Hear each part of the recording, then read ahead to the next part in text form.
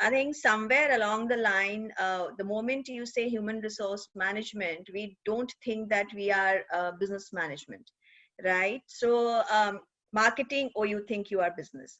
Supply chain, you think you are business. IT, you think. The moment you say HR, you think, no, no, no, no, we are people and we are this and that. So all that is okay. But I think somewhere when you are enabling people, you are enabling people to enable business. I think that Absolutely. sight cannot be lost. So you need to understand business to enable people in a way that you are impacting business. Hi, and welcome to another episode of the People Hum interview series. This is your host Neha at peopleHum. peopleHum is an end-to-end, one-view, integrated human capital management automation platform, the winner of the 2019 Global Cody Award for HCM that's specifically built for crafted employee experiences and the future of work. We run the peopleHum blog and channel that receives more than 200,000 visitors a year, and we also publish several interviews with well-known names globally every month. We have with us today Saswati Sinha, with over 21 years of experience spreading across industries like advertising, media, and KPO. Saswati has been in the business of talent as a passion rather than an occupation. She has won multiple awards in her professional journey, such as Top 100 HR Minds in India in 2018, Top 101 HR Minds in 2019, and Top 101 Fabulous HR Leaders in 2020 by the World HRD Congress. She was also awarded the Heroes, written as Her O's Award, in Women HR Leadership by Observe Now, which was presented by Ms. Maneka Gandhi in 2020. In her professional journey, she has been with leading multinationals to lead their talent vision. She has been part of leadership team driving organization talent audits at C-suite, cost efficiencies and organization restructuring for productivity and agility.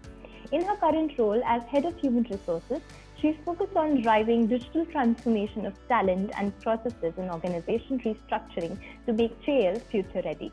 She has worked on global projects and delivered best practices across countries like Chile, China, and UK to conceptualize and implement talent practices. Wait to jump right into conversation and know more about your journey. Saswati, thank you so much for being here today and welcome to peopleHum. Thank you very much. It's been, I think you have been fantastic in getting me on board. So thanks a lot for having me here. Thank you, Saswati. So moving on to the first question, can you tell us a bit about the work that you do as head of HR at Cheil Worldwide? Sure. So Cheil, as many would know, is part of the Samsung Group company, and we are into marketing and brand communications. So it's all about people. It's service industry, so it's all about people, and it's about people driving the business and brands. So as HR head, as it is all about people, all my products are people. So it is very imperative that we hold our talent together. So I think the main areas that we bifurcate, especially during the pandemic, to get people to work together was one of the biggest challenges, because people dispersed in various parts of the country. So how do you get them to work together, collaborate, and also figure out ways to value add to the brand and the client? As HR, it's my job to ensure that the talent cohesively works together to give value additions to business.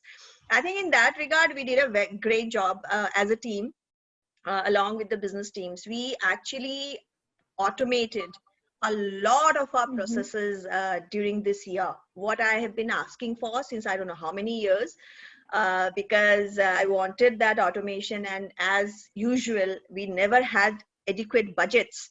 Yes. But because we have an in-house tech team, we built it. This is all in-house. Yeah. And we built our LMS platform. We built a work from home, work from office platform, tech platform that's getting now value added. We are adding more features to it. We are in the process of building our own blogspot, internal blogspot, in which everything related to talent will be there in one place. So this arena of using technology to facilitate HR, I think we have been fortunate enough to leap into that league. That's one thing we have really done. Second thing, I think in the last 2-3 years, our focus has been see, in Cheil, we have many business verticals. We have retail, because marketing communication is medium agnostic. So you see it in TV also, you see it in print also, you see it in retail shop also, you see it in e-commerce also, you see it everywhere, right? So for a brand, it's medium agnostic. So I have retail industry within Cheil, I have digital industry, I have e-commerce, I have analytics, I have traditional TV commercial talent. So getting all these people, so digital talent is fine, but to make retail understand digital, to make Absolutely. activation event team understand how the digital medium works, I think even before pandemic we started doing that. So that reskilling and the digital transformation is something which we really has been focusing on. And I think that's and in the team also, in the HR team also, if you don't understand that arena, and honestly, people who have not been able to ramped up is not here with us today for the last 2-3 years, because that's critical. And we are Absolutely. providing learning programs, we are providing team changes, project changes, so that people can learn that transformational skill set and do well in Cheil itself. So that's the second area, the digital transformation of talent. And the third and the most critical area we have been focusing on, I think, has been the the retention of our high potentials, because the Yes. ones which actually leave are people who are already savvy and already through the digital transformation. They're the ones who are leaving because they are in high demand. Everybody wants ready-made talent, no? So Yes. how Yes. do we engage them? How do we ensure that these people are challenged enough and they Mm-hmm. are able to see a career path here, has been the focus. And those are all the critical roles that we have been focusing on. Now these three, which is music technology, second is the digital transformation, and third is the retention of high pots. In these three arenas, we have actually done a lot of work. And I'm happy to say that our attrition has been coming down for the last 3 years. It's been really, really down, and it's lesser than the industry standard. So that's, I think, is what we have been doing besides the usual hiring, trainings, etc., which we do. Absolutely. I love how you mentioned that technology is actually playing a very, very active role, because with the pandemic, that's what we've seen happening so far. So thank you. That was very enlightening. Moving on to the next question. You've worked across several industries. Yeah. So do you think that there are certain parameters within the HR domain that do not change with, say, industry or time? My For me, I think there are three critical things which do not change, but in many ways HR as a function does not focus on them. So that's my angst, Absolutely. actually. That's my pain point, that we don't focus. But there are three things which never change. First Mm-hmm. is, you need to retain your top talent. That is across. Yes, yes. uh, Second is, you need to ensure that your talent is upgrading itself. If you are Right. happy with what you have done today, then tomorrow you become redundant. Yes, You yes. have to be unhappy, a little unhappy. HR as a function has to be little unhappy about what we have achieved, so that we are pushing for the next level of capability. Yes. And that's what will actually help your first point also, which is retaining the top performers, because they like to be challenged. It's Yes. only when they don't see a challenge they leave. It's not just about money. And the Absolutely. third and the most critical thing, I think, is unchanging across domains is the numbers heaviness of HR as a function. Right. And you know what, for us, numbers, usually I have seen, for us, numbers are Mhm. MISs are not numbers. So you need to be able to pick up that business number. I think Absolutely. HR has to understand the P&L, the balance sheet, the business, and then marry the ROI of our own initiatives and those numbers, so Mm-hmm. that we are able to ultimately drive the numbers. And I think that's where we go very traditional in our approach. While retention, we go traditional. We think that, just giving them nice empathy, which is all good, we should, but we just get stuck with that part. Empathy, mental well-being, engagement programs, which we do, which we also do, but I never speak of because I keep forgetting those programs. So those, we have Cheil Sparks where we have a lot of people coming together, jamming. Those are good, those are fine, and we should keep doing it. But we stop at that. We don't move to the next level of capability. In capability, we just think training calendar, training programs, and it goes on and on and on and on. There is no systematic approach to figuring out, has the capability gone up? And you can do that only through numbers, which is the third point. Business numbers. Capability goes up, your numbers will go up. It's totally related if you can relate it. So I think these are the three areas which are unchanging, but we need to evolve to the higher level. Saswati, that is a very concise answer, and that sort of encapsulates your entire experience as an HR person. So I'm sure you've given the world. So I'm sure you've given a lot to think about for our viewers and listeners with that answer. So a part of your experience includes driving digital transformation of talent and processes, like we just spoke about. So in that light, to what extent do you see HR technology growing in the future? How do you think it will fare in the future? See, there are quite a few aspects to it. Now, standard answer which everybody is giving is yes, it will. So, but it's not a blanket answer, because in many ways, in many industries, certain aspects of HR might not be or facilitated by technology. For example, if I talk about manufacturing industry, right, they have to deal with the people who are at a lower level of skill sets, right? They are the factory workers. Yes. Now, do you think you can just change everything through technology there? No, I don't think so. You need a lot of human touch there, a lot of human touch, right? So it's critical. Do you think you can change many things through technology in a place like Cheil? Yes, a lot of it can be done, but there again, it's talent intensive. Again, even if my LMS answers a lot of questions, still my critical roles will come up and ask me that what is in it for me? What is the ROI that I'm getting? So they want a human touch there. So I think Samsung can technology facilitate. Oh yeah. So, so it depends on industry to industry. It depends on the role criticality. Your millennials and Gen Zs are very savvy. So they don't want any face-to-face conversation. Just let me tell me through WhatsApp what's happening. My son goes through, all the, nowadays WhatsApp is in a bad state. So whatever. He's all online. He plays chess online with his best friend in Singapore. So for him, it's a separate thing. But if you have a mixed industry, mixed age group, I think it has to be customized. One hat will not fit all. Having said that, technology is here to stay, because cost efficiency and productivity is here to stay. And that's a business need.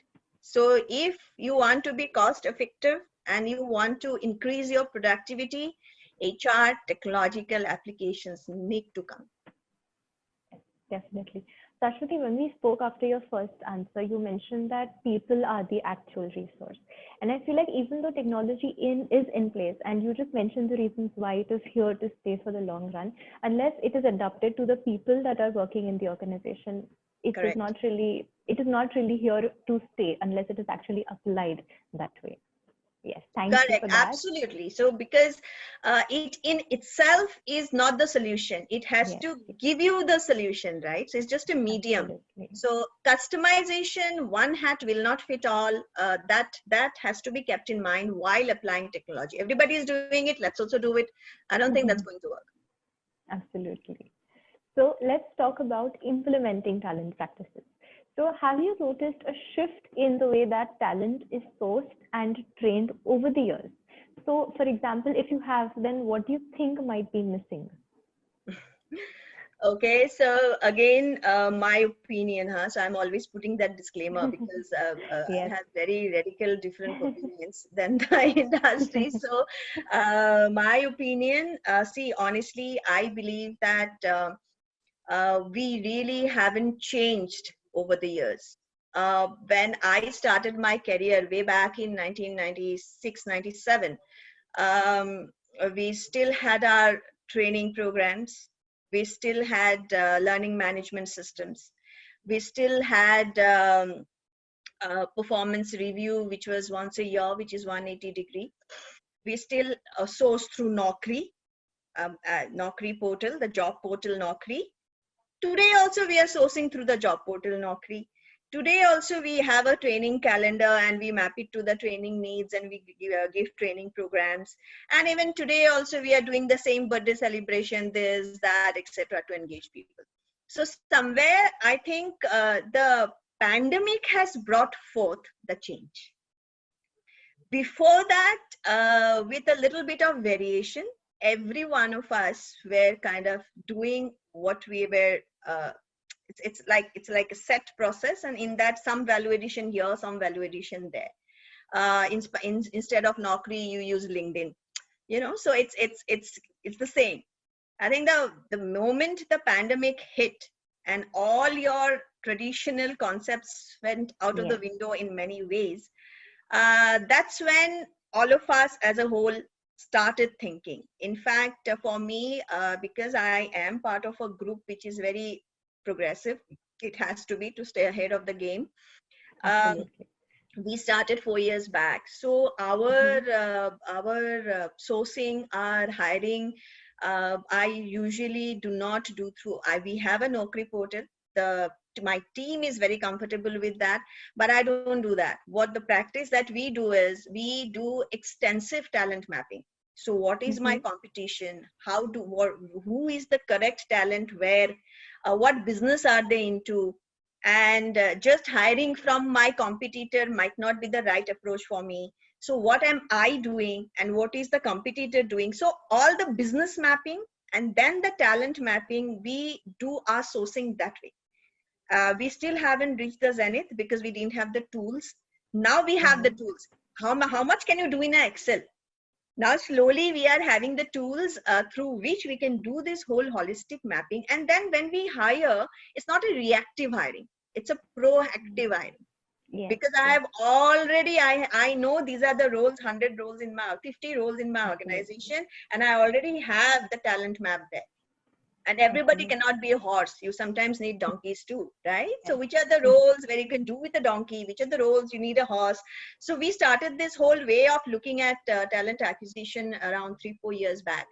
But I don't think my team they come from different industries. They are comfortable with that. I keep pushing. We still have a long way to go. So honestly, in short, we really haven't changed, except that the pandemic has brought forth a lot of technology, and now data can be put forward into analytics. We have talked Yes. about Yes. analytics a lot. We did not do anything, but now that can be converted to analytics, and we can do interventions which will have a dashboard of numbers, Okay. not just programs. Wow, wow. That's very inspiring. That's very great. Also, I feel like when you mentioned that there are certain tools that we have come to use, especially with the pandemic, because our normal has changed.